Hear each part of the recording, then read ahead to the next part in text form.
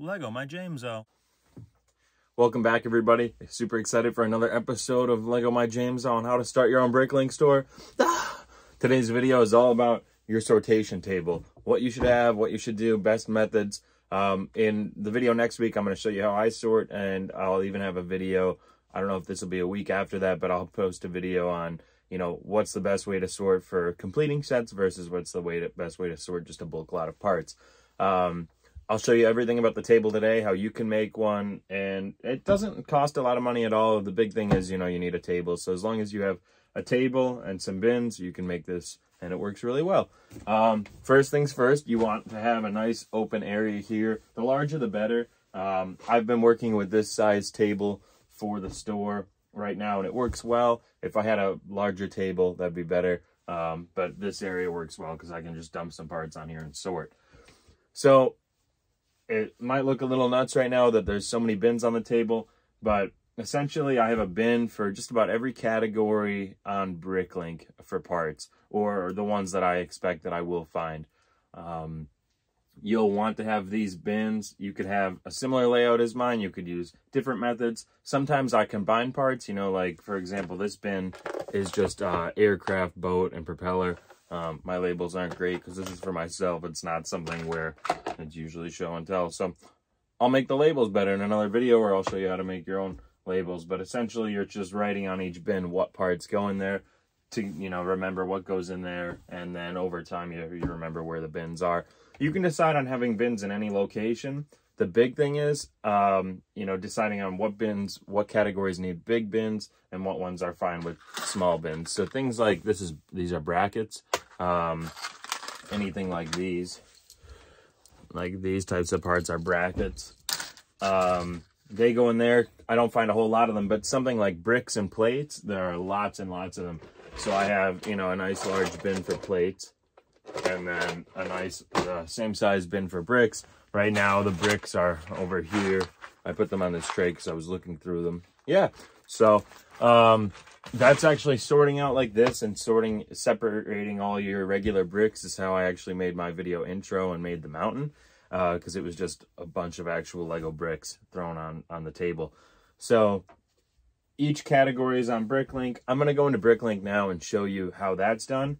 And then I'll come back to the table and show you some bins here and what parts would go in which, and tips and tricks. So, all right, to Bricklink. All right, so go to the Bricklink website. We love it. We love it. You'll toggle up here to market, and you'll go select parts, and then this page comes up. So this is kind of where I find my categories to create my bins.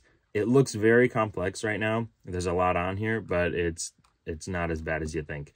So many categories can be combined. So here, there's a bunch of ones that say animal. So those can all be put in one bin. I use one little bin for animal parts. Don't mind my handwriting. I was a math and science student. I'm not great with, writing.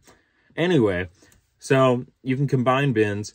Things over here. So a lot of items have, decorated pieces. So you'll even see like brick decorated somewhere here. There it is. Many items have decorated items, and all that means is things that have stickers on them, or just, printed parts. And what I do there is I actually just take all those pieces, regardless of what part type they are, and I put them in one bin. That saves space. You're not finding a whole lot of decorated pieces because they're more unique. And by having them all in one place, you can search for them in that bin, or then you could sort them down into their own individual part types. So I find that works really well. You can make your decision there. Things like, these little tile pieces. I'll show you here in a moment, picking them up. They're so small that literally it's very hard to pick up. These little tile pieces, like we have a cookie. You get it. Those 1x1 tiles, it would be very hard to put them in with all the other tiles and then resort them out. So I just find once I see there's a logo on it, I put it in its own bin, and then I could quickly find that at another, whenever I need it. So you'll go through here. Again, here's minifigures. So many categories for minifigures. I use one bin for all my minifigures, and I use one bin for minifigure accessories, such as, blasters, swords. You get it. All those little items that they hold, cups, laptops. Technic parts over here. Technic, I really only use, I think, just two bins. Well, I use two large bins. One for Technic bricks, plates, and lift arms, I think. And then, so feel free to like check these out. You know, you can familiarize yourself with parts. Don't feel as though you need to memorize these. I've tried before, like printing a sheet out here and then putting it on a bin. That works well. You can go to this print page and you can modify features, and then cut out just the picture if you wanted to put that on your bin. That looks pretty cool and it's helpful. And then I have another bin for Technic that's like Technic Other, and that is anything else here that's in the Technic category. I do have small cups for Technic axles, I hope, and then Technic pins. So, you know, because those are good two categories that I find like are nice to keep them separate. I don't want to keep separating them again. And you'll go with the flow. You'll figure out what categories need cups and what ones don't. All right, so essentially here are the categories on Bricklink. Feel free to like familiarize yourself. So yes, you can familiarize yourself, but I've been doing this for years, and I every once in a while still find parts where I'm like, what the heck is this? And that's why I also have what's known as the unsure bin. You need one of those, because if you're going quick, you can either pull out your phone or your computer and look up the part and find it. But I find that takes time, so I just put it in that unsure bin. At a later time when I'm on my computer and have some time to look through, I'll find out what it is or what set it belongs to. I'll do more on searching parts that are unique as well. All right, we're going to get back to the table now, and that's essentially all you need to know about Bricklink there on their page. All right, so I'm going to show you the table now. If you're enjoying the content, please subscribe. It helps me out. If you like the video, like it. If you want to see something, leave a comment as always. So here's a rundown of my table. You can see most of these labels, but you don't really need to make them the same as mine. You can just use the categories on Bricklink and put labels on cups and bins. In here in the back, I have a Bionicle bin, and right here where this bag was, it's Technic links. So all these work really well for me, and I recommend making your table. And yeah. So with your sortation table, things you'll want to have are a regular bin for non-Lego bricks, such as Mega Blocks. I throw anything that's non-Lego in there, that's like another brick type toy, and I'll sell those or give them away. Then you want to have a bin for dirty bricks, things that, you know, you might have already cleaned a lot, but you still find one that has dirt and dust on it. Throw that in there because you'll do a deep clean on it in the future. Broken and damaged pieces. Sounds like the exact same thing. I know. I go back and forth between if I should just have one bin or not, but I still use two. Damaged is completely, I think that, you know, this says broken. Broken is completely, you know, broken in half, cracked, whatever, cannot be used. I keep them. I'm thinking about doing like a boneyard or like if I ever do like a giant build and have like a landfill, I'm going to just put all these in there. And then damaged parts. Damaged are things that might have like bite marks in them, scratches, scuffs, things that are pretty beat up that I really wouldn't want to sell or put in a build.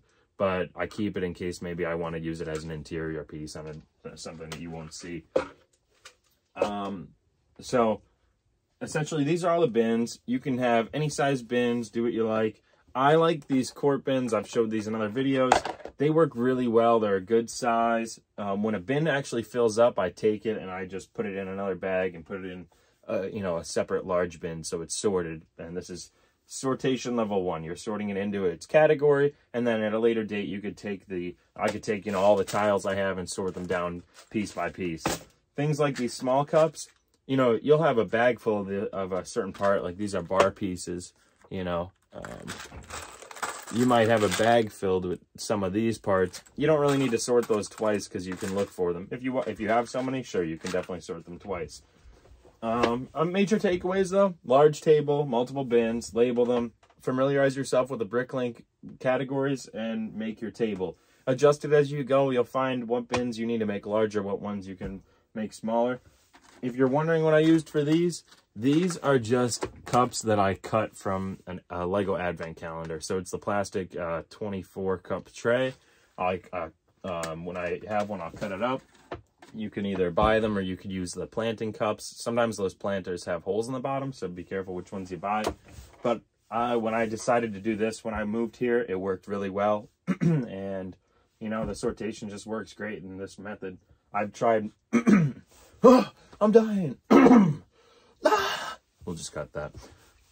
Yeah, I just couldn't cut that clip. I'm sorry. I've tried many different methods of sortation, and I find this table works really well. Again, arm's length for everything, multiple categories, and, you know, it just works well. I can throw it everything I want, and yeah. So hopefully this helps you. Try out a sortation table. It doesn't cost too much. You probably already have some bins. You can just use cardboard boxes and cut and tape your own to make boxes instead of bins. That's a creative way to do it and save money.